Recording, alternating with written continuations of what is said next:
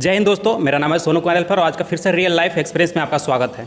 मैं फिर से आज एक एक्सपीरियंस लेकर के आया हूँ। मेरे सामने जो हैं रोहतास के चेयरमैन सर हैं, ठीक है। और हम इनके जर्नी को जानेंगे, एक एक करके इनके माइंडसेट को जानेंगे, क्योंकि कहीं ना कहीं अभी युवा लोग पॉलिटिक्स में नहीं आ रहे हैं।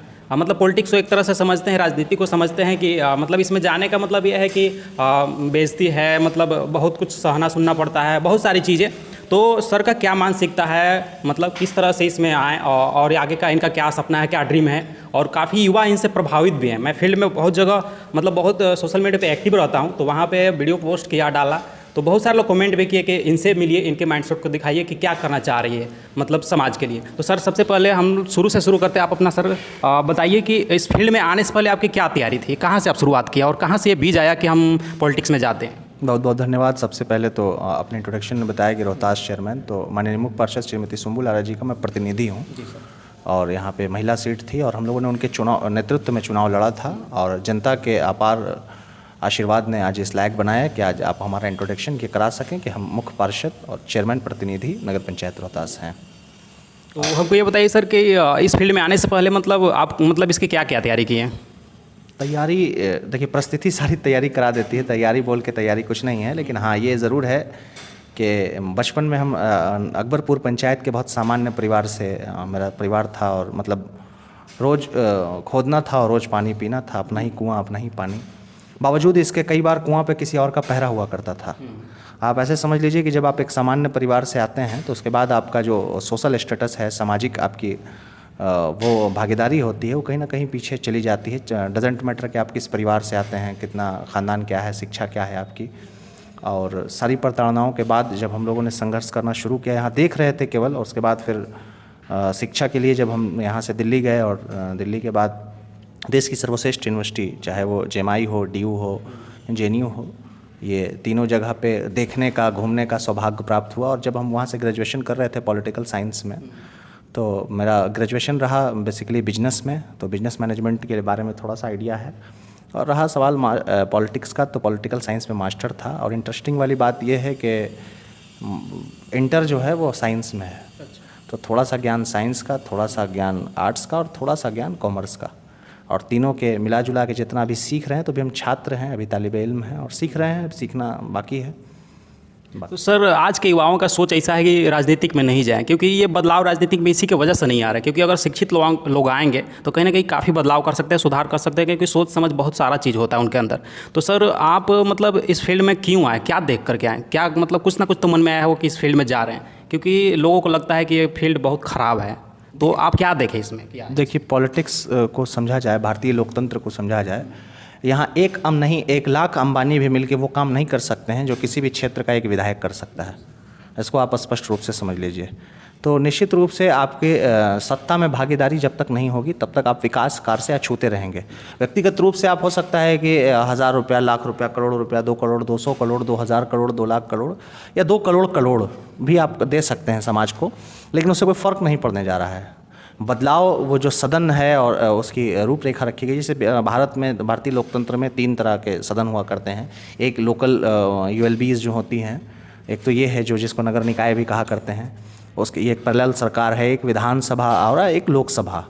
तो 3 तरीके से या तो राज्य सरकारें स्कीम बनाती हैं, या तो नगर सरकारें स्कीम बनाती है, या केंद्र सरकारें स्कीम बनाती है। तो जनता के हित में, जनता के लिए, जनता के द्वारा भलाई बनाने के, शख्स बनने के लिए आपको सियासत में हिस्सेदारी आपकी चाहिए होती है। और जब तक आपकी सियासी हिस्सेदारी नहीं होगी, राजनीतिक भागीदारी नहीं होगी, तब तक नहीं लगता है कि किसी प्रकार का, किसी तरह से आप कोई बदलाव कर सकते हैं। बाकी हल्ला उल्ला करना ठीक बात है, पहली चीज़। दूसरी चीज़ की बेसिक चीज़ ये समझना होगा हम सबको कि हम पैदा क्यों हुए हैं। अपने पैदा होने का मकसद जानना होगा, हम कौन हैं, क्यों आए हैं, और अगर इंसान बने हैं तो आलमी इंसानियत को हमसे क्या फ़ायदा पहुँच सकता है। जैसे एक बहुत बड़ी सच्चाई है जाति, वैसे ही बहुत बड़ी सच्चाई है धर्म। तो मैं मुस्लिम धर्म से हूँ, और मुस्लिम धर्म को अगर जानना है, समझना है, तो आपको अल्लाह के रसूल सल्लल्लाहु अलैहि वसल्लम को समझना होगा। अब जब उनको समझना है तभी आप मुसलमान को समझ पाएंगे कि मुसलमान कहते किसको। अब हम जैसे गुनाहगार, चोर, बदमाश, बेईमान, झूठा मुसलमान को देखिएगा तो आपको मुसलमान का परिचय नहीं मिलेगा। तो स्वाभाविक रूप से अल्लाह के रसूल सल्लल्लाहु अलैहि वसल्लम ने इंसानियत की बात कही, पड़ोसी का हक अदा करने की बात कही। वो हिंदू मुस्लिम की बात नहीं कही, उन्होंने सबकी आस्थाओं की कद्र करने की बात कही, एकता की बात कही, शिक्षा की बात कही, अखंडता की बात कही, नारी सशक्तिकरण की बात कही, महिलाओं पे जुल्म को बंद करने की बात कही। और वो तमाम सामाजिक रूप से जो बातें हम और आप अपना रहे हैं आज, ये इस्लामिक कॉन्सेप्ट से अल्लाह के रसूल ने दिया, और उसको अडॉप्ट करने के बाद ही हम कामयाब हो सकते हैं। ठीक उसी तरीके से अगर हम सनातनी धर्म को मानने वाले हैं तो मर्यादा पुरुषोत्तम श्री राम एक रोल मॉडल है। तो मर्यादा पुरुषोत्तम श्री राम, एक व्यक्ति के नाम के पीछे अगर पुरुषोत्तम लगा हो उस शख्स के पीछे, तो उसको समझना होगा कि ये वजह क्या रही है।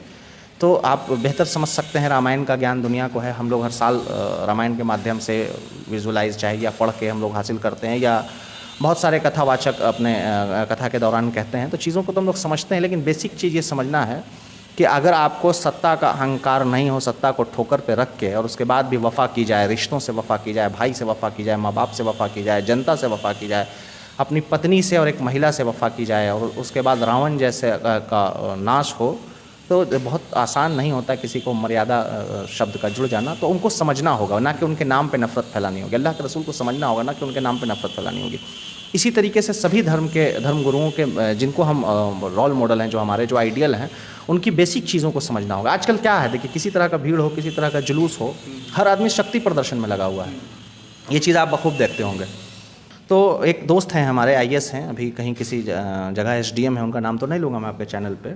वो एक बात मुझसे कह रहे थे कि तुराब भाई, चूँकि जूनियर हैं हमारे, कि तुराब भाई एक चीज़ तो कम से कम है कि त्यौहार में सबसे ज़्यादा अगर किसी को परेशानी होती है तो हम लोगों की होती है।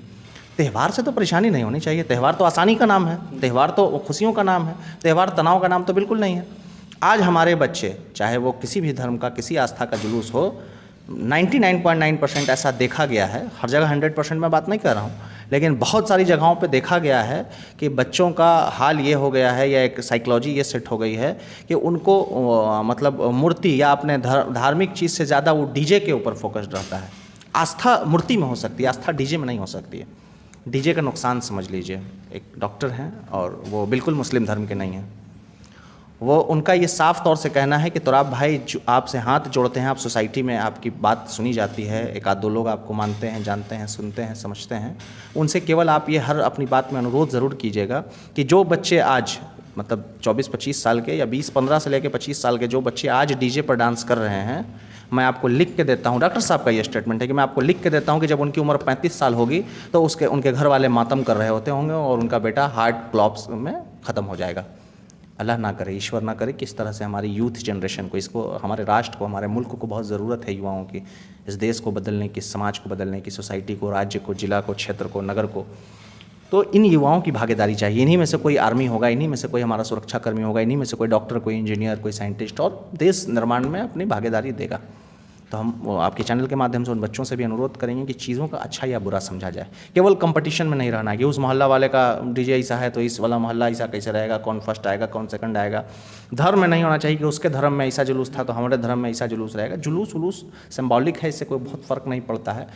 एक्चुअल अगर आपने जिसका जुलूस निकाल रहे हैं उनकी कुर्बानी को समझ गए ना, जैसे मुहर्रम का जुलूस है, और अगर इमाम हुसैन के कॉन्सेप्ट को आप समझ गए, कुर्बानी को समझ गए कि जुल्म के सामने नहीं झुकना है, हक़ की बात करना है, चाहे गर्दन भी चली जाए, इंसाफ कायम रहना चाहिए, अदल कायम रहना चाहिए, तब आप सच्चे हुसैनी हैं।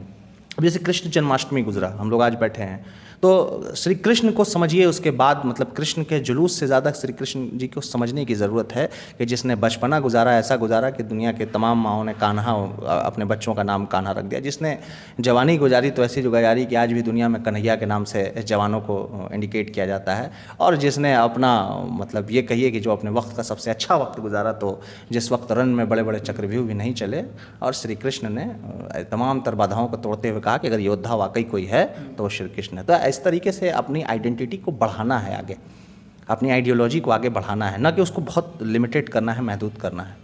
तो इस तमाम मतलब अर्थात कहने का तात्पर्य है कि उसके नैतिकता को, उसके सिद्धांत को लेकर के हमको आगे बढ़ना है।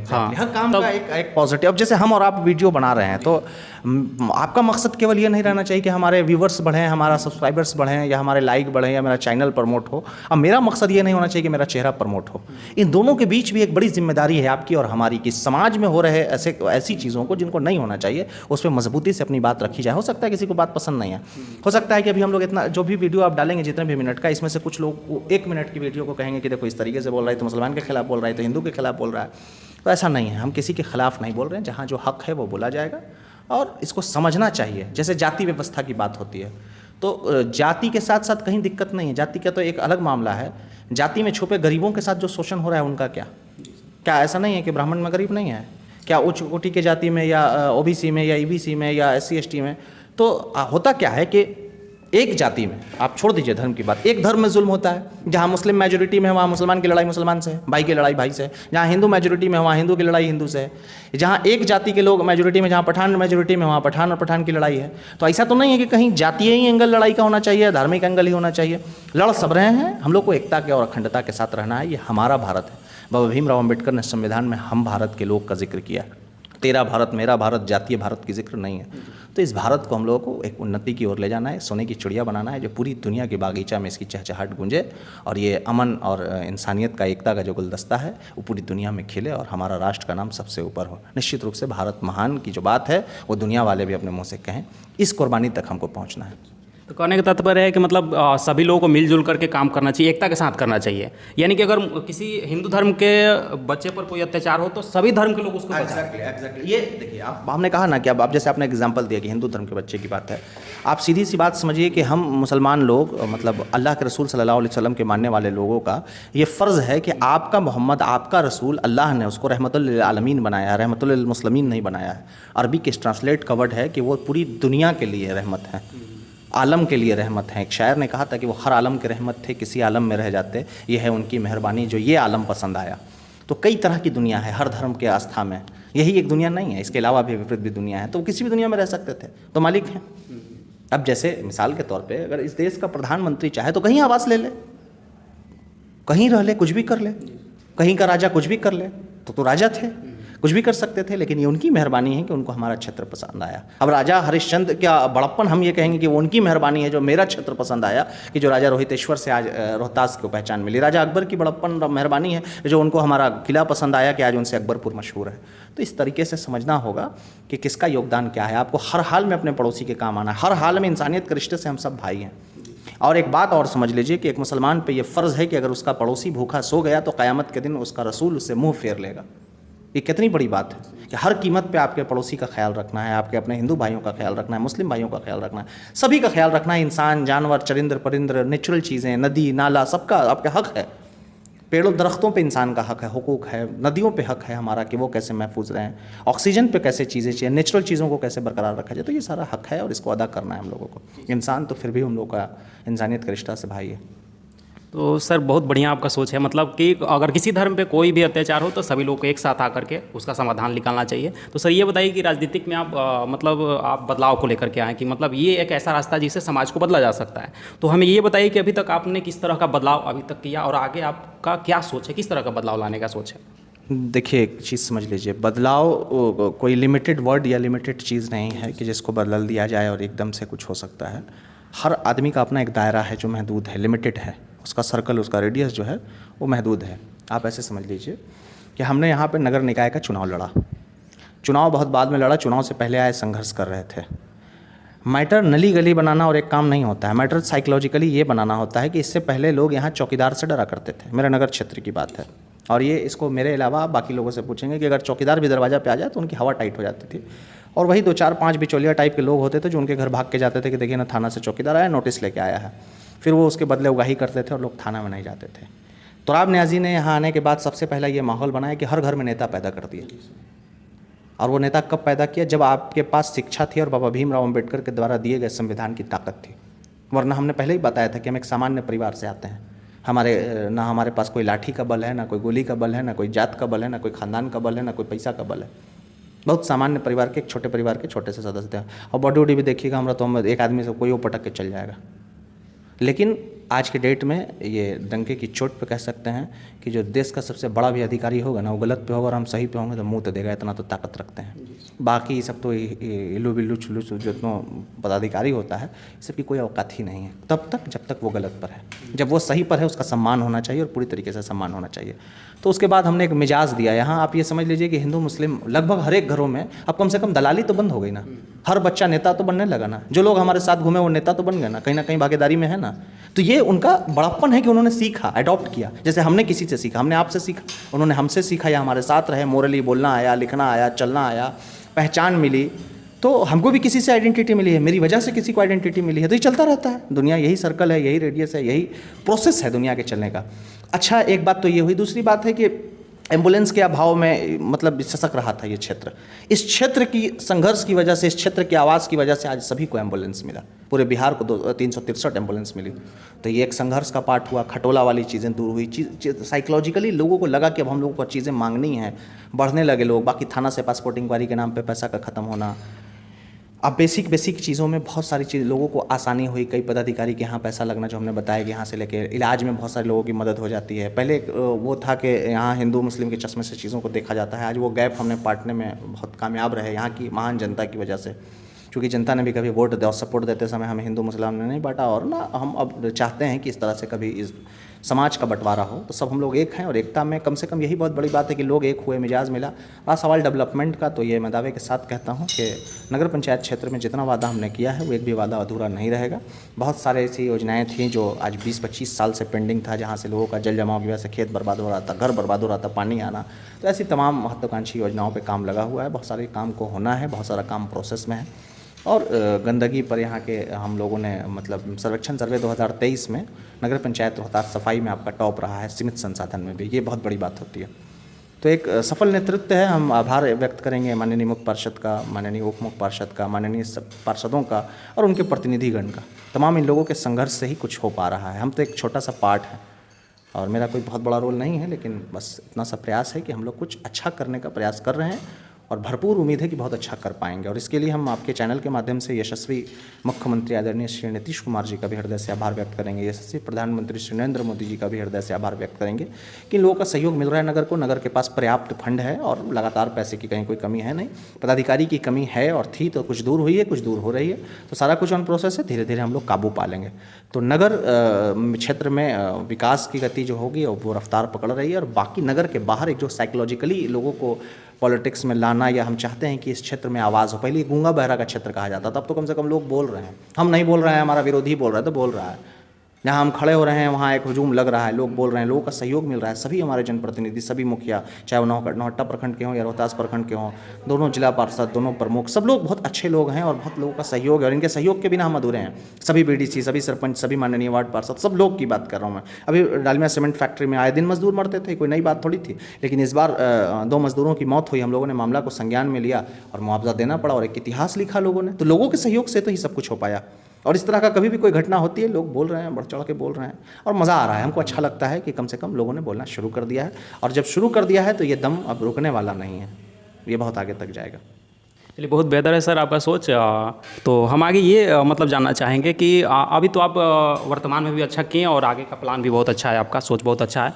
तो इसके साथ हमको ये बताइए कि अभी हो क्या रहा है ना कि कोई अधिकारी के पास जाना लोग मतलब डरते हैं, ठीक है। उन लोगों के डर पैदा होता है, वहाँ जाएंगे, होगा काम नहीं होगा, यहाँ पे किस तरह का काम। तो आप ये बताइए कि आपसे अगर कोई मिलना चाहे या किसी तरह का काम सहयोग लेना चाहे तो मतलब क्या उसके अंदर मतलब डर होना चाहिए कि सिंपली खुल करके आपसे बात कर सकता है कोई भी समाधान? हमको तो जुतिया सकता है, हम जनता के हैं। जी सर, मेरी बात समझिए, आप पर हक है जनता पर कि चूंकि उसके आशीर्वाद से, उसके देन से हम हैं। और ना कि सिर्फ नगर पंचायत रोहतास, वोट तो नगर पंचायत रोहतास वालों ने दिया होगा, मगर सपोर्ट नौहट्टा से लेके मतलब लिमिट नहीं है कि आगे कहाँ तक के लोगों ने सपोर्ट किया होगा।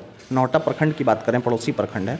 मेरे चुनाव में मैं शायद दुनिया का ऐसा पहला व्यक्ति होगा, मुझे लगता है, हमने नहीं देखा है। और होंगे बहुत, हमसे बड़े बड़े लोग गुजरे हैं, अच्छे लोग गुजरे हैं, लेकिन मेरी देखने के नज़रिया के हिसाब से मेरा एक चुनाव ऐसा था जो जात और धर्म से ऊपर उठकर था। इसमें किसी जात की कोई बाधाएं नहीं थी, कोई धर्म की बाधा नहीं थी, बल्कि लोग आ के जुलूस में सपोर्ट करके जाते थे। पता नहीं कौन कौन लोग पैसा दे के गए, कौन कौन लोग आशीर्वाद दे के गए, कौन कौन लोग प्रेम दे के गए, कौन कौन लोग आके मेरे लिए कैंप करते थे।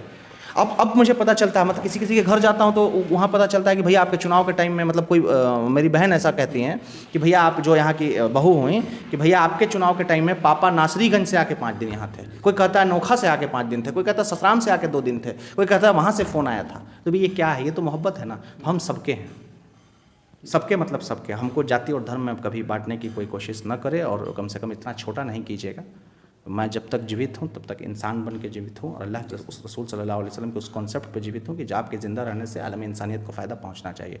जितने लोग मुझे मिलना चाहें ये मेरा सौभाग्य होगा। हम तो चाहते हैं कि दिन भर इसी में व्यस्तता रहे, ताकि किसी की सुनने या किसी को कुछ कहने की फुर्सत ही ना हो। आप अपना काम ईमानदारी से करते रहें, बड़े दिल के साथ काम करते रहें। और मैं आपको दावे के साथ कहता हूँ कि शायद, जहाँ तक मुझे लगता है, कि जो लोग हम तक आते हैं उनका 50% तो मसले का हल लेके ही जाते होंगे, ज़्यादा या कम का तो नहीं पता। छोटा छोटा काम रहता है लोगों का और वो हल हो जाता है। तो ये मेरा सौभाग्य है, और हम प्रयास कर रहे हैं कि धीरे धीरे लोगों के बड़े भी काम आए। तो चलिए, बहुत बेहतर सर। आपका सोच है कि जाति और धर्म से ऊपर उठ करके मतलब काम किया जाए और इंसानियत को बढ़ावा दिया जाए, और आपसे खुल करके मतलब मिल सकते हैं कोई भी व्यक्ति। तो बस आप लास्ट सर क्वेश्चन है कि आपका आगे का सपना क्या है, मतलब समाज को लेकर के किस तरह से आप मतलब काम करना चाह रहे हैं आगे? सपना कुछ नहीं, बस साथ हैं, यही हमारा सपना है कि हम साथ रहें। मेरे लिए कामयाबी और सौभाग्य यही होगा कि सब लोग का आशीर्वाद, स्नेह, प्रेम समानांतर मिलता रहे, कभी कोई कम कभी कोई ज़्यादा ना। तो आखिरी मैसेज अगर कोई देना चाहे तो सर समाज को तो दे। अगर पूरी बात अच्छी लगी हो तो आज से ही अगर दिल और मतलब दिमाग में कहीं किसी जाति या किसी धर्म के लिए नफरत हो तो उसको निकाल के फेंकिए। आप अपने अधिकार की बात कीजिए, बेसिक बात कीजिए, उन तमाम बातों में हम साथ हैं। मगर केवल आप इसलिए हिंदू को गाली नहीं देंगे कि आप मुसलमान हैं, केवल आप मुसलमान को इसलिए गाली नहीं देंगे कि आप हिंदू हैं, केवल आप दलित को इसलिए गाली नहीं देंगे कि आप ब्राह्मण हैं, केवल आप ब्राह्मण को इसलिए गाली नहीं देंगे कि आप दलित हैं। तो चीज़ों को समझना होगा। मुसलमानों में भी जो बैकवर्ड फॉरवर्ड की घटिया मानसिकता लोगों ने रखी है उनको भी समझना होगा कि हम सब एक हैं। बस इतना हर हाल में समझना होगा और इसी समझ के साथ आगे बढ़ना होगा।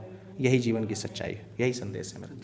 तो चलिए, पूरी बात हुई, आपने सर का माइंडसेट देखा, मानसिकता देखा कि किस तरह से ये सोच लेकर के समाज में आए हैं और आगे बढ़ रहे हैं। तो ये वीडियो देखने के बाद आप एक एक विचार को नोटिस कीजिएगा, उसके बाद कैसा लगा वो कमेंट करके बताइएगा कि और क्या बेहतर हो सकता है और क्या किस तरह का माइंडसेट आप तक पहुंचाएं और बेहतर समाज को बनाया जाए। तो आपको धन्यवाद सर, और सभी व्यूअर को भी धन्यवाद।